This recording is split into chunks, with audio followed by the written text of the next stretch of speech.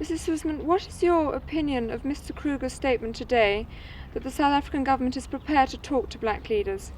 Well, it makes a pleasant change if in fact they are prepared to speak to them, but the burning question is which people are they prepared to speak to, because as far as I know, most of the recognised leaders of the black people, more particularly the urban black people, are in detention. Is the government prepared to speak to them while they're in detention, or does it contemplate releasing them? Mr. Kruger was actually referring to the Urban Bantu Council. Well, that's a joke, because the Urban Bantu Council really carries no weight with anybody. Less than 20%, I think the figure is 16% of the people eligible to vote in the last election for the Urban Bantu Council in fact bothered to record their votes. You see, the Urban Bantu Council has got no executive authority whatsoever, and therefore it is simply regarded as a talking shop by the vast majority of urban blacks, and certainly by the politically aware ones. And like, yeah, well, can you give a bit of nodding?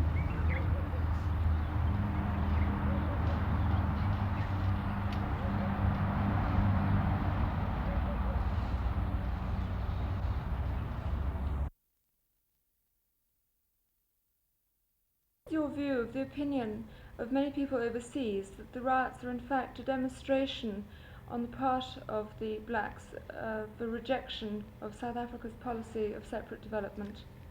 I don't think the riots can be seen in that light, because it's very difficult always when rioting occurs, and it occurs all over the globe, to say that it's a rejection of policies. It may well be a rejection of policies, but it may be something entirely different. It may be an overthrow of a government or something like that. It's not necessarily a rejection of a policy. It may be a total rejection of the white man too. This is also a possibility. Do you think the situation has reached a point when the Prime Minister should himself address the nation? How do you rate the situation developing? I don't rate the situation such a crisis. That I think that the Prime Minister knows exactly when to talk and when not to talk.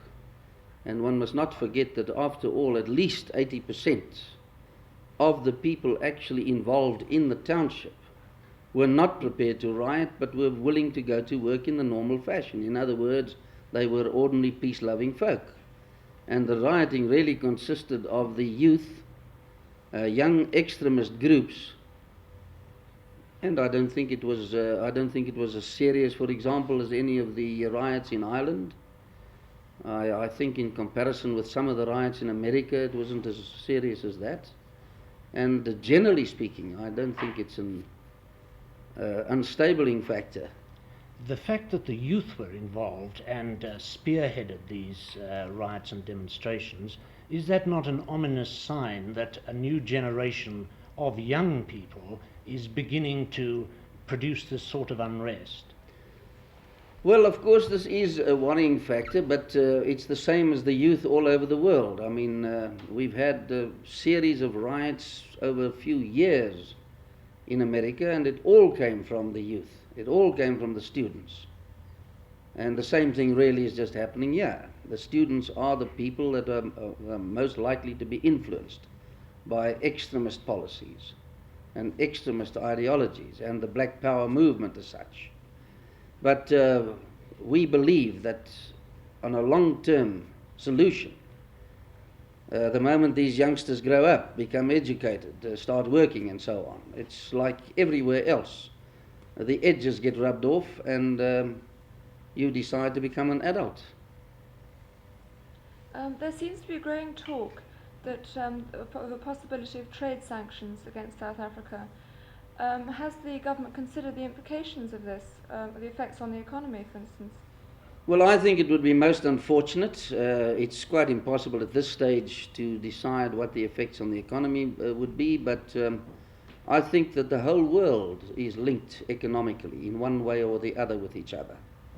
And I think sanctions, economic sanctions, my own feeling is that they're totally inadequate. I think they're morally wrong. And I think they can only have an effect of bringing other parts of the world under the light where more economic sanctions. When once you start with economic sanctions, you'll have to go to every country that annoys you with its internal policy, you'll have to bring economic sanctions against. You can disrupt the whole world's economy like that. I think it's childish to even contemplate that, because every country in the world is entitled to try to the best of its ability to solve its own internal problems as best it can.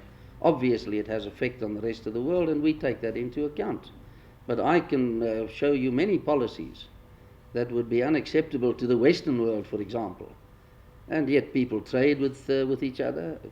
I think economics should go across the lines of politics altogether. Thank you.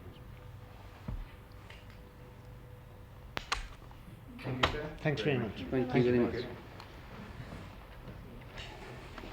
Fine. You are heading off to Cape Town, are you? I've got to go down to Cape Town this afternoon. I see. That's right.